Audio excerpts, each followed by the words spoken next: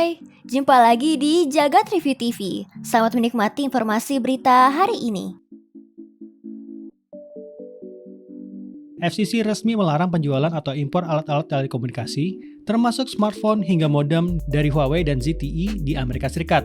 Termasuk juga CCTV buatan Hikvision, Dahua, dan Hytera, dengan alasan membahayakan keamanan nasional. Larangan tersebut merupakan hasil dari penerapan aturan Presiden Joe Biden yang diterbitkan pada 2021 lalu. Namun, larangan itu khusus untuk perangkat yang terkait dengan keselamatan publik, keamanan fasilitas pemerintah, dan tujuan keamanan nasional lainnya. Jadi, jika mereka bisa meyakinkan FCC bahwa produknya khusus untuk konsumer, maka masih ada peluang untuk mendapatkan lisensi dan boleh dijual di Amerika Serikat. Isu ini memang sudah ramai sejak beberapa tahun lalu, tapi penjualan produk Huawei dan kawan-kawan di Amerika Serikat masih terus berjalan. Kali ini, brand-brand tadi baru benar-benar dilarang setelah keputusan dari FCC, selaku pemberi izin pengatur telekomunikasi di Amerika Serikat.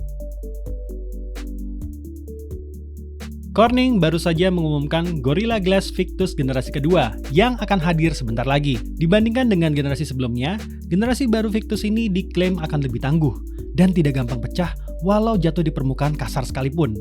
Dalam uji coba internal, Victus 2 mampu bertahan ketika jatuh dari ketinggian 1 meter di atas permukaan beton. Victus 2 juga diklaim bisa tetap utuh ketika jatuh dari ketinggian 2 meter di atas permukaan aspal, serta punya ketahanan terhadap goresan 4 kali lebih baik dibandingkan kompetitor. Victus 2 ini sendiri baru akan resmi hadir sekitar tahun 2023 mendatang.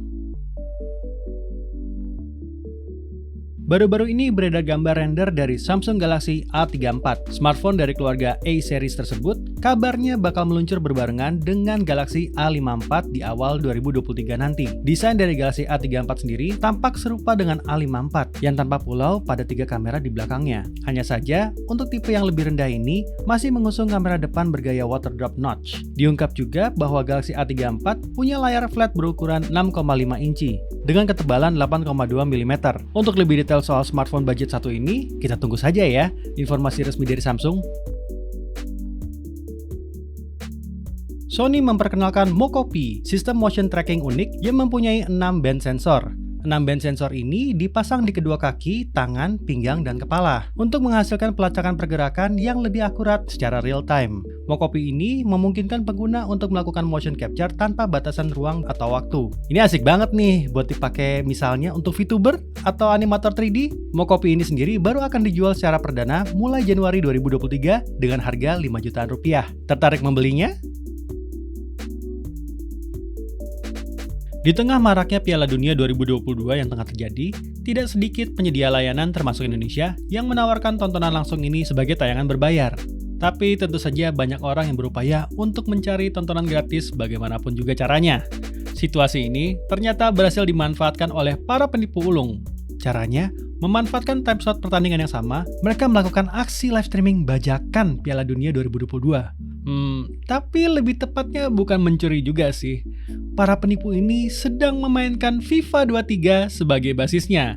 Resolusi live-nya pun diracik serendah mungkin hingga penonton sulit membedakannya. Apalagi ditonton lewat layar kecil seperti smartphone. Percaya atau tidak, aksi ini mendapatkan penonton lebih dari 40.000 yang tidak mencurigai apapun. Bahkan dipercaya aksi ini mendulang keuntungan setidaknya hingga ratusan dolar untuk setiap pertandingannya. Waduh, bisa gitu ya?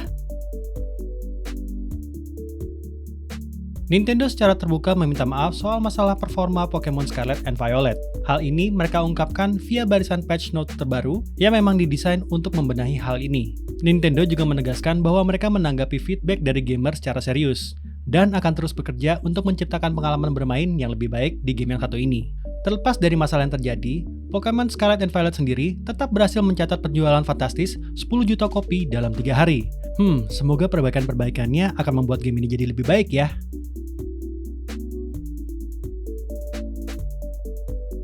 Jadi, gimana menurut kamu berita hari ini? Ingin selalu up to date dengan informasi teknologi terkini?